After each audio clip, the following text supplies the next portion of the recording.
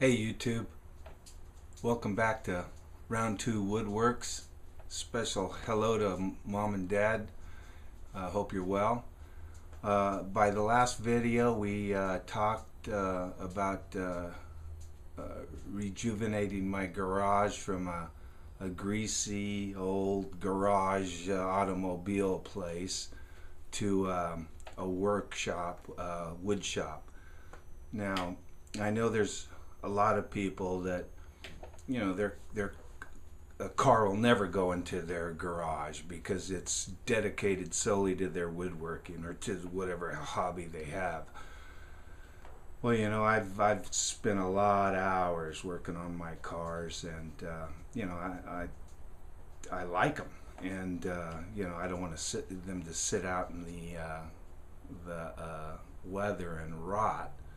So, you know, garages are made for cars, and these cars are going to have a place in it. Now, I've got to work around it some way, and I'm trying to engineer that right now. But I haven't come down to any brass tacks. I've got some of it figured out in my mind, and I've already started on it. But you know, it changes as I go. It's an evolution, I'm sure. Now, a lot of you people, or not a lot, several, have asked me about video 1. Video 1 was just kind of a test, and it was long and drawn out, and it even bored me to death, so I deleted it. So I'm going to try to keep these videos down to about 10 minutes to show you my progress and to tell you what I plan to do next, and then as I go along, I'll keep these videos coming. But last time, which is 8 days ago now, it's been over a week, and you'll see what kind of progress I've made in a week. So I put the paneling up, and I made a shelf, and I'll show you what we've done up to now. You've already seen the workbench with the you know, the new tabletop and the red oak border. I threw a quick upholstery and paint on the chairs, the bench chairs, so they're all ready. Now, what I've done, let's see, I think I'll go this way. The light may kind of mess this up for a second. But here's my shop so far. I've got the paneling on, and then I've got, you know, I've dyed those little strips on the seams, the 4-foot seams. They're those little pieces of wood, you know, redwood you get out in the garden supply for lattice to hang your roses. Now the shelf is melamine with the red oak border, like the workbench. So I'm gonna try to maintain that. Let me go down to the other way, see if it'll be better. Whoops. Yeah, so that kind of gives you a better shot of the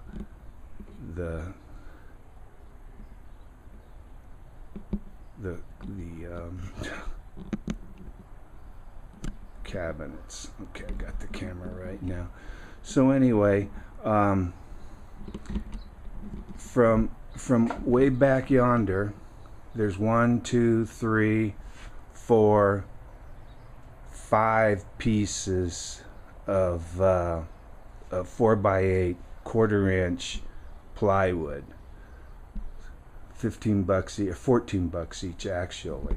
And then the melamine, there's 3, I think, 3 boards, 1 foot wide, 3/4 inch thick, and 8 foot long. I think it was 3, or maybe it's 4 boards. I'll keep track of it and let you know. But the way I made this, let me show you the way I made it, or explain the way I made it. what I did is I made these little squares, and I paid close attention that they were actually square. So what I did is I laid the 4 pieces, the two long pieces and the 2 end pieces, I laid them side, on the floor. Then I just picked each one up, and when I picked it up, I clamped it. I picked the other one up, clamped it. Then I went around to all 4, got them somewhat clamped up, then came back to this one, and then I unclamped it, ran a bead of glue down there, then I clamped it real tight and used a hammer to make sure there was no light in between. Clamped it real tight, then I took 2-inch screws and I screwed them into the melamine, and I just kept going around and around. And then the way I did the dados, this is dadoed and this is dadoed. So the way I did it is I did them like a book. I took them like this and opened them up, and then I ran the dado across, the same way. So all the dados should be pretty close. And then I took and I ripped some red oak down, and then I took the router to it, put a little shellac on it. Everything's got shellac. I really love shellac. It's easy to use and it's really user friendly. So anyway, basically that's the way I made this cabinet, and then I hung them what I call with French cleats. I don't know if you'll be able to see this, but let me put this on macro or whatever. You can see there's a 45 degree. One is on the cabinet and one is on the studs in the wall with three 2-inch screws. So I hung on the cabinet. Let me change this back from macro. I hung on the cabinet, and my 200 plus pounds, it held me. Well, my 200 plus, my 200 plus way too many pounds, and it held me. So I figure most of this stuff is, it's, like this air grinder. It's just a couple of pounds, the soldering iron. It's just almost nothing, So basically what I have up here is, right now, I put my Wagner double duty sprayer up there. I haven't used it yet. I bought it when I painted my house, and I bought the Wagner. I don't know if you can see, but I bought the Wagner airless for $130 or whatever it was online. It painted the house real good. I was happy with it. Although I had the blue, I had to paint with of course, with a brush. So anyway, I've got my tools up here. I've got grinder and my air wrenches, and down below my drill driver and my hammer drill, and my soldering guns, and just things that I'm moving from the other side to here. Later on, next I will. There's my table. Now it's not aesthetically pleasing, but I use it all the time. I use it as an outfeed table for my table. So when you're cutting an 8-foot board or red oak, it's heavy. So when you push that board through the saw, you want it to sit there, and this has a roller that you can just balance that board out real nice. I feel a lot safer. And then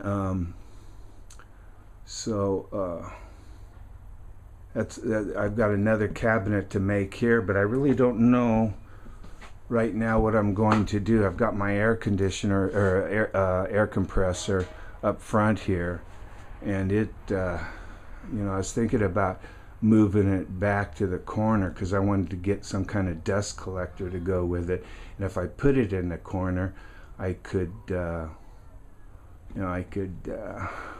put some kind of wall around it to, keep the noise down. Because I mean, when the air compressor goes on, and I'm sure the dust control too, I got to leave or put my earflow plugs in because it's just way too noisy. So anyway, that's what we got now. We've got all the panel up. It took 2 days to put the panel up, and 4 or 5 days to, well, when I say days, I only work a couple hours a day. So it took me 2 days to get up to there, and then 1 day to put the last corner in, and then took me a day to cut all the wood and drill all the holes through the melamine, just a titch bigger than the screws.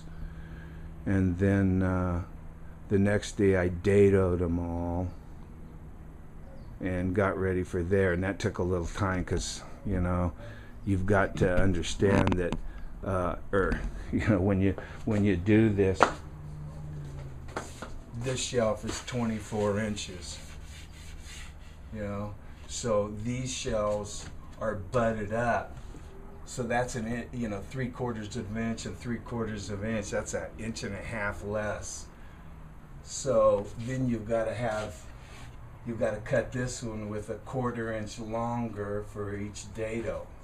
So there is some figuring, and it's been so long since I've subtracted 3/16 from 4 3/4, or 5 3/16 or whatever, that takes me a while to get my memory back in sync on how I did it back in the day, called school. So anyway, that's where I am so far. My next project will be this back wall. Now this back wall is going to be a little harder because there's a lot to move out of there. I've got to bring the black toolbox over because it will fit under the new shelving, and then I've got to figure out what to do with all this other stuff while I Christmas decorations and keepsakes, which that really means junk. And so anyway, I'm going to do this half at a time, this back wall.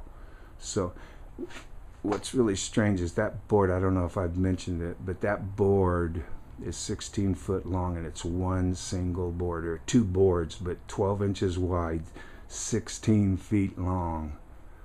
Nice piece of wood. So I'm going to cut that in half just to make it easier to handle. And then I'll use someday later I'll do something else with it. So that's it. So I'll start moving all this half down, and then hopefully I've got new shelves, then I won't make as many. I made some mistakes on this, there's no doubt about it, like one right here. I don't know if you can see that.